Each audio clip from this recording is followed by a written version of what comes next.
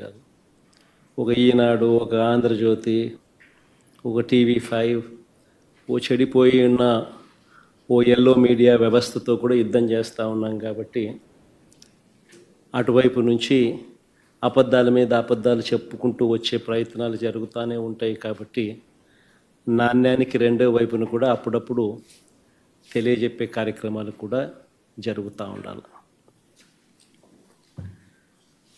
ఎన్నికలకు ముందు చంద్రబాబు గారి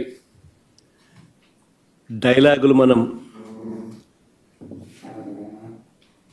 విన్నప్పుడు, చూసినప్పుడు మనందరికీ కూడా అప్పట్లో కనిపించింది, వినిపించింది చంద్రబాబు నాయుడు గారి నోట నా చేతిలో అభివృద్ధి మంత్రం ఉంది, సంపద నేను సృష్టిస్తాను, సంక్షేమ పథకాలన్నీ కూడా నేను అమలు చేస్తాను, జగన్ చేసేటివన్నీ కూడా నేను ఇస్తాను, అంతేకాదు జగన్ కంటే ఎక్కువ కూడా నేను చేస్తాను అని చెప్పి